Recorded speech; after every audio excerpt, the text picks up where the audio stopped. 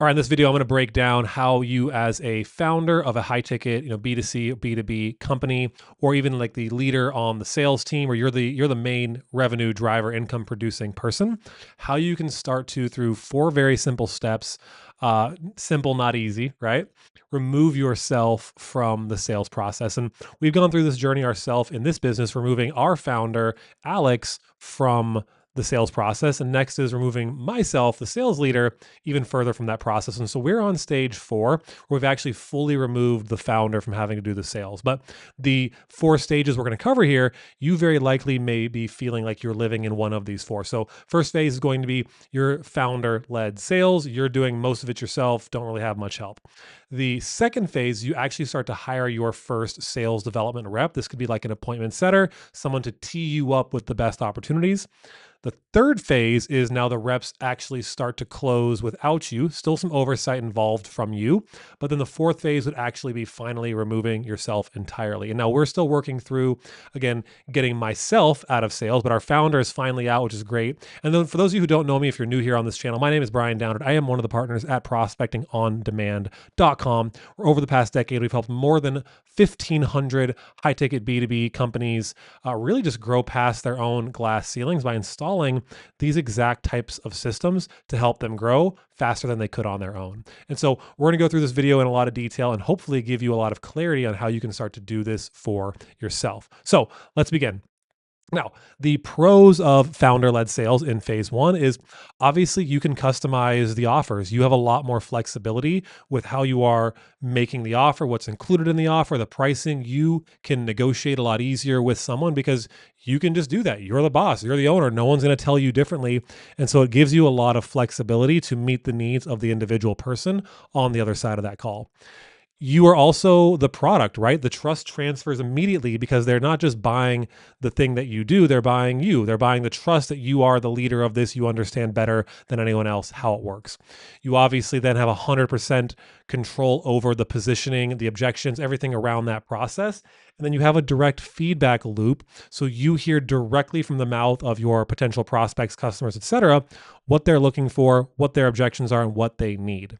Now, obviously, you are also the bottleneck at this stage. The revenue is going to cap out pretty quickly based on your availability and what your involvement and fulfillment looks like. Everything runs through your calendar and your energy.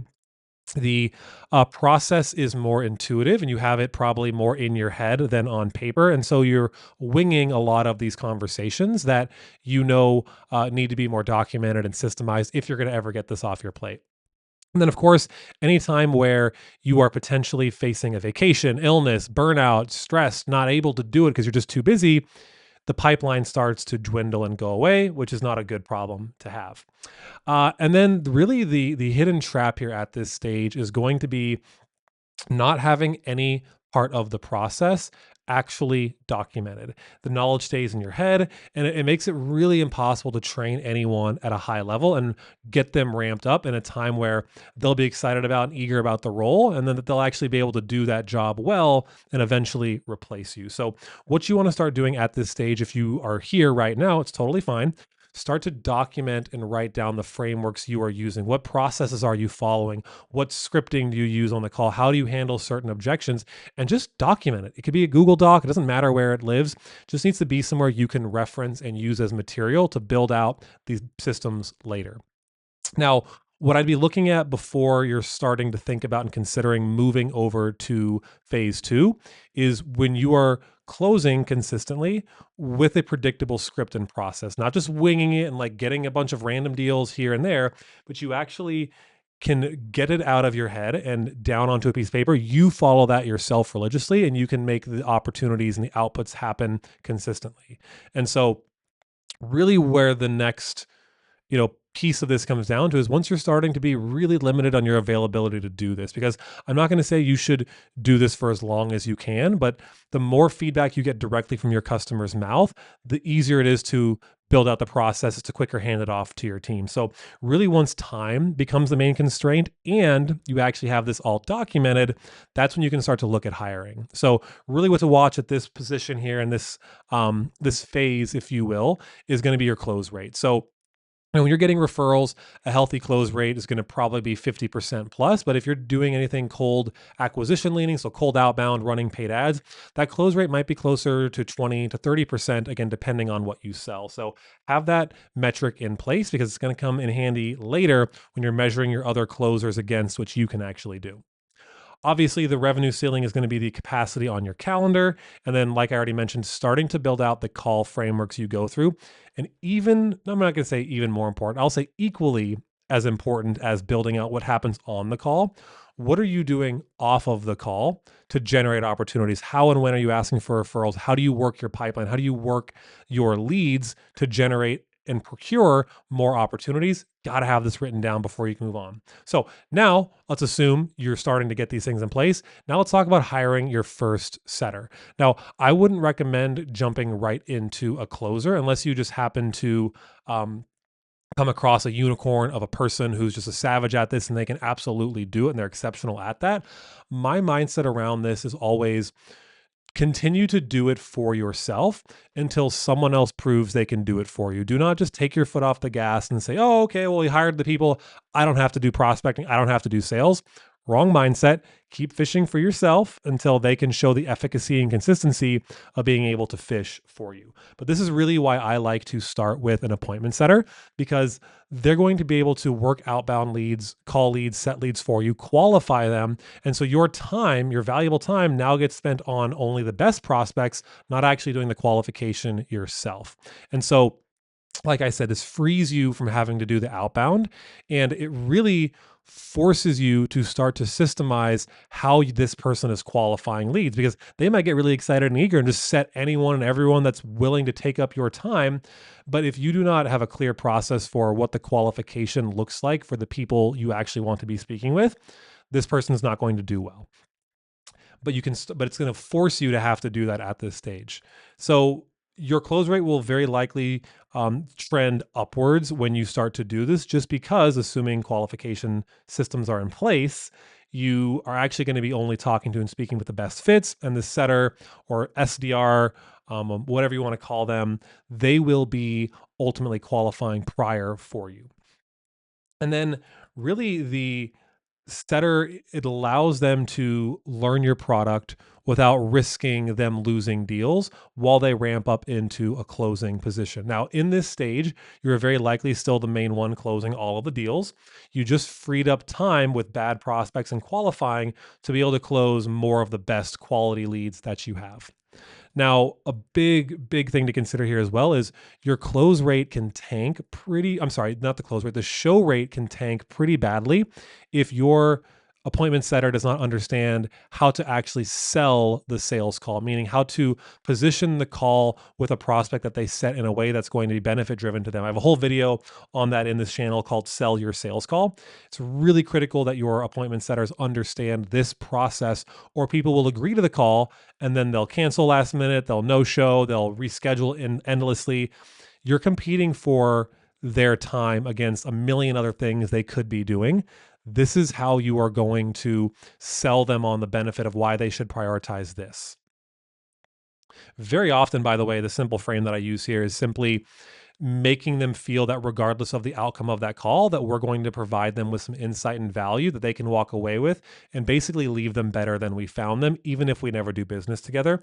And that's what sales is. Sales is a service, which means sometimes for the people who aren't the best fit, you give them a little bit of advice and you let them go on their way. And hopefully and ideally they come back because they remember who gave them that value. I also would say that having the wrong comp structure is a big piece and kind of pitfall to consider here as well. We're going to talk about that here in just a moment, but you can incentivize the wrong behavior. So a quick example of this is if you are paying your person per set that they get, they're just going to put as many sets up on the board as they possibly can just to get paid for that, when those people might not be qualified and they might start to get sloppy with how they're actually qualifying the person. And then also the energy kind of handoff, that drop off point between getting the handoff from the setter to the founder or the closer is also very real. And so what we like to do is make sure that there is a personal transfer of trust and basically edifying the person that they'll be speaking with. And so what our setters do when they set a sales call is they set up a three-way text with the closer and the prospect to introduce them and pass that torch. And so again, this prospect is not just getting automated emails and texts and hoping that they're going to show up. They're actually communicating with two different people. And so now the likelihood of them no showing or ghosting you is a lot lower because they don't want to look bad. Now it's a real person. It's not a faceless company sending automated texts and emails. This is a very powerful way to transfer the trust, edify the person, and a little bit of a guilt trip for the prospect to, if they actually have to no show or cancel, at least they'll reach out and let you know and reschedule just because they're not letting down that individual. They don't want to let down the individual and, versus ultimately like just ghosting, like I said, faceless text or email. All right. So, comm structure is incredibly important at this stage as well. And the reality is there's not going to be a one size fits all solution. You want to kind of avoid two extremes. So one extreme would be paying someone who isn't that competent a big base that doesn't incentivize them to go get sales if they're not that motivated. But you also don't want to pay someone who maybe is not that great, but you need to ramp up and train and they have potential. So they're a good attitude and a good culture fit. But you, only paying that person on commission if they're not quite good enough yet might not be able to help them pay their bills. And so one of the things that I like to do is ask every single person we hire what their ideal income is in terms of like, what do you really want to earn versus what do you need to earn to pay your bills and survive and not be acting out of scarcity, and make sure that even if we're not getting like rich right away, but you're learning, you can still cover your bills and get paid. And so what I like to do, and for most of the people watching this video, my recommendation is going to be to find someone in, say, Latin America, Eastern Europe, South Africa. And the idea is you can pay them a base of $500 to $1,000 a month for full-time work. And you can choose to either have that as a draw against future commissions they will earn or purely as a base. And again, depending on the individual that we work with, their efficacy, their skill set, we may pay them a base, we may not, we may only do commission only. But again, if you want to get good reps and only pay them commission, you need to have proof to that person that you can actually produce consistent leads for them to work. You can produce consistent sales calls and you can actually close yourself, or they will lose hope and faith that they can make the kind of money that they want to, and they will inherently then go find an easier offer to sell. So this really helps good people from churning before they hit their stride. And I would pay them, aside from the base, if you have a base, or on a commission only, whatever, either or, based on the set close, not just raw sets, not just shows, actually set closes, because they're incentivized then to set the right people and make sure that those people show up. Those are the incentives you want. So you're getting the right people on the call that aren't just tire kickers and aren't wasting your time. This is going to be the best way to do it that I know. And then eventually when you really can ramp up to good, consistent lead flow, good, consistent sales process, then you can start to go hire much better talent on commission only. So again, a key to this phase is going to be able to get your setter to be able to confidently navigate the script, the structure you've created. And again, if you would like to see our exact scripting we use, it's on the channel. It's one of the videos that just came before this. You can see our entire outbound setting flow and go plug that in. You also want to make sure that their booking, the window here for booking is usually like no more than 2 to 3 days out. Anything further than that, again, the energy, the enthusiasm starts to drop off. Your prospects deprioritize this. So try and keep bookings within a day if possible. No more than 2 or 3 days out though. And then, yeah, again, just nurture those prospects prior to the call. So even when our setter introduces myself or one of our other closers to the prospect, the closer is still expected to personally introduce themselves to the prospect via that text message conversation as well. Depending on when the set happened, I may call the individual to introduce myself, but it almost always goes something like this. Like, hey, John, it's Brian from POD. Saw we had a call coming up here. I just wanted you to be able to put a voice to the name, let you know that I'm doing some research on your business. I'm really excited to talk to you. Based on what I saw, I feel really confident that we can help you. And I got a lot of really good ideas for you on that call already. So let me know, just confirm with me you got the link okay. And then if anything comes up, this is my personal cell, so you can reach out here. But appreciate your time, and I will see you soon. So I do some variation of that to, again, it's not just nurturing, providing value, showing them I'm real, but a little bit of a guilt trip. So they don't want to ghost Brian or no show Brian and then whoever else on our team if we're putting in the effort to actually get in front of them and confirm the call. Another little hack we do here as well is we get our prospects to, this has helped with our show rate tremendously, by the way. In the automated email and text that they get after they book, they're asked to double confirm that. So not only do they have to confirm on their calendar, but they're asked to text back confirm. It's a little bit of a micro commitment where people, again, most decent people want to honor and back up their words. When they say they're going to be somewhere and they mean that and they said it, they're going to do what they can to be there to have the identity align with that. Now, if they are consistently ghosting you and disrespectful of your time, probably not going to be a great client anyways, and that's a red flag, but this is just so you know how you can kind of work through this as well. All right, so big metric to watch at this point is your show rate. This is where the show rate can start to slip, is when you hire that person who is handing off calls. You want to make sure you're not dropping under 60% as a show rate. 50%, it tends to be an industry standard for a lot of like cold acquisition, high ticket offers, but we want to flirt closer with 60 to 70% as like a minimum KPI. And then making sure that that setter has a clear script and how they handle objections, and then the qualifier filters that they need to go through. So they're setting and DQing the right and wrong people. All right, let's talk about phase 3. And before we do, by the way, if you want help with this and you run a company that sells high ticket over the phone or on Zoom, you've got maybe a setter or two or salesperson or two on your team, or maybe you're trying to finally actually get out of sales yourself, do me a big favor, go below. There's a link in the description. You can check out a demo of what we do and the systems we can build into your business for you to make that transition really seamless and then help you ultimately place sales reps when the timing is right. All right, so phase 3, reps are starting to close without you. So this is really where your, again, closers and the hybrid sales rep. So a hybrid sales rep or a full cycle sales rep is someone who is not a princess closer. A princess closer is someone who's only willing to take booked calls. You don't want that. You want someone who's willing to, when they're not on sales calls, they're outbound dialing, they're setting more opportunities, they're building pipeline, they're working the people who are closest to the money. And so you will start to, at this point, still likely do some of the sales, but your role will shift more from actually executing to coaching and reviewing and building the team up. And one of the easiest ways you can do this is just commit to a daily team training cadence. Monday through Friday, our team meets up for an hour every day. And then we're going through recent call reviews, objection handling, role playing the script, and making sure we are sharpening the blade every single day. It's like a professional sport. You got to keep them in the gym, working out, staying consistent. That's what's going to ultimately get the throughput when they're in the game. All right. So it was funny. I think our sales manager has this quote. It's like, we want to bleed in training so we don't die in the war. And that's really what we're trying to build here.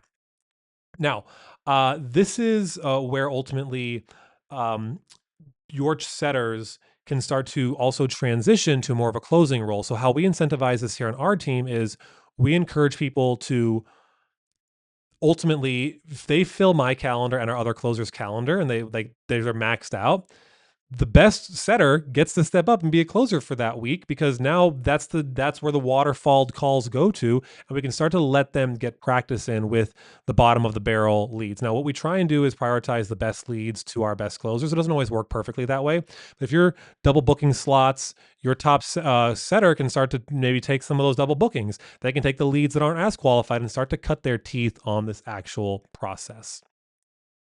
And then also, again, like I love this stage because it will help you really understand how good your offer really is when you don't have yourself attached to actually making that sale. And this is a big lesson we had to learn in this company. Once our founder, Alex, started to get out of sales, we realized that we had to overcompensate for the competency and skill set of our new closers and setters, and myself, frankly, while I was ramping up and getting better here, with making the offer stronger, more appealing, so then the offer can do the majority of the heavy lifting and doesn't have to just rely solely on the skill set or knowledge of the person selling.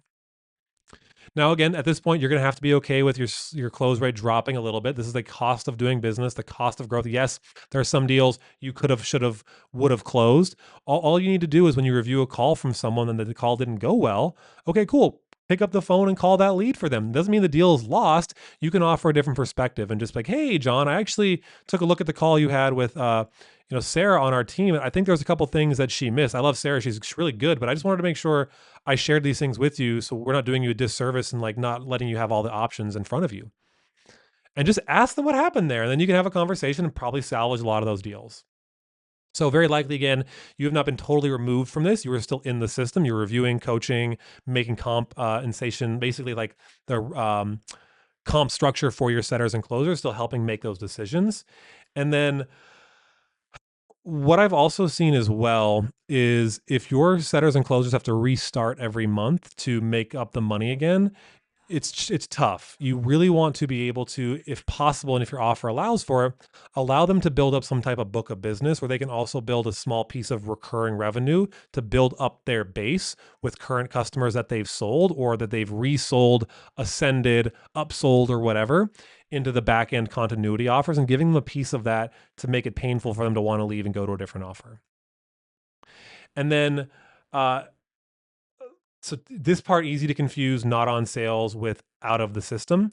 This is essentially saying if they are not on calls, what are they actually doing? Do they have a hunting process? It's likely that your sales reps are staying busy, but they're not always making money. They're not always closing deals because they don't have a system to clearly follow. So they don't. It's not that there's this lack of opportunities. They have lack of clarity on how to go procure those. So again, removing yourself from sales does not mean you've removed yourself from the entire sales system yet. You're almost there. We're almost there. You're still likely at this stage diagnosing, reviewing, and you kind of just moved your job upstream. You didn't necessarily eliminate it.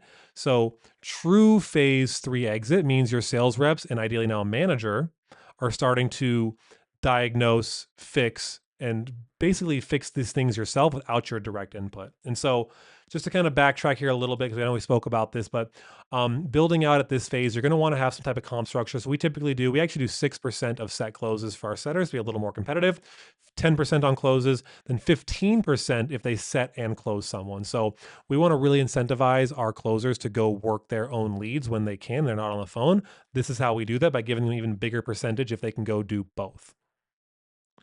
All right, so really at this place, you're wanting to measure against your initial close rates versus what the reps can do. And you want to make sure that there's no more than a 10% difference in that gap, right? Obviously, you want to increase that, but very often they're not going to close at as high of a rate as you could. And that's okay. You can solve that by fixing other variables, the offer, the show rate, et cetera. It's going to have this, or the volume. It's going to have the same throughput ultimately on the back end, but it might not be that one constraint where you can just get someone from like 20% to 30%. It's gonna be much easier to increase front end volume, increase the show rate, and get a stronger offer in place to compensate for that. And then, like I said, the really things you want to have built out is an ability for them to self-assess and a training cadence by which they will follow, so they're consistently sharpening the blade. All right, phase 4, actually getting the founder fully removed. And it says we built this. So we are technically at this phase. As one of the partners here, we're still in this gray area where I am starting to try to remove myself further from sales. I'm still the top, closer here, and we want to elevate our other closers and setters. But for now, the position that the company is in is I need to still do some of these, but that's fine. Our founder, Alex, is actually out. And so really one of the cons here, and this is what we're facing again, is I'm kind of becoming that founder-led sales where it's key man risk, right? So if I burn out, I go on vacation, I slow down, we don't yet have that person who's really going to pick up the slack. But I've been able to do this for Alex as he's transitioned out of that role. So best part here is a lot of this can start to run without your direct involvement. You focus more on higher leverage tasks like the hiring of the individuals, building those teams out, producing content that makes it easier for your team to close, and just again pulling levers that you get more bang for your buck in terms of your time, and not doing individual sales, making it easier for your closers and setters to create the opportunities and close the deals. This allows your business to be more sellable, more attractive to buyers, because obviously it's not relying on the founder. And then the revenue can scale past your personal ceiling. Now, again, just a pitfall of this stage is the culture can erode if you don't have the right people in place, the self-accountability, even potentially a sales manager in place. And you start to, once you're out of the feedback loop, it's harder to diagnose and fix broken systems. And so I'd really be looking to and recommending hiring a sales manager at this point, or even fractional, to help with the team. So Again, and then the reps can kind of lose the founder energy that anchors trust with high ticket buyers, may need to still sometimes pull that person back in. All right. So again, this doesn't mean you're handing over all the keys to everyone, right? Forever. Ideally, you have that sales manager who can manage the culture, call reviews, training, accountability, hiring, interviews, etc., and then onboarding of these new reps. So what I would not do is promote your top closer. A lot of people do that. They get that wrong. Let your top player go cook. You need like that kind of that B level, C level person who's more interested in maybe base over commission. They have more stability, they have more leadership role, and they actually love the act of training, building people up versus just being in the trenches all day on sales. And yeah, I mean, how to de-risk this is document every single thing. This is what we help people build out so they don't have to guess their way through it.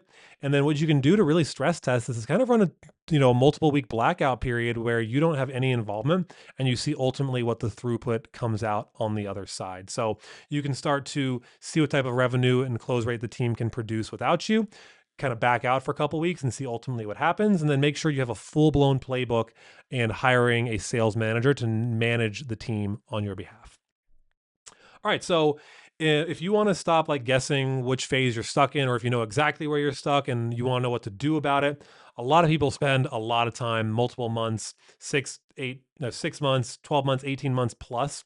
Like we kind of did. We've hired a lot of people to get the help and shortcut the learning curve. It still took us a while, even with the help. And so what we've actually done is been able to stress test all of these things, put together a system. And if ultimately you want this help, someone over your shoulder, making sure you get it right the first time, just follow the first link in the description over to our demo video of what we do. You can book a call with our team if that sounds valuable, and we can have a conversation about it. And then if you want to have some insight on what you're working through, or if you're unclear, if you have questions, my Instagram should be linked up below as well. You can go check that out. But appreciate your time in this video. If you like this, do me a huge favor. Hit the like button and subscribe to the channel. It helps us reach more people. And until the next one, I will see you then.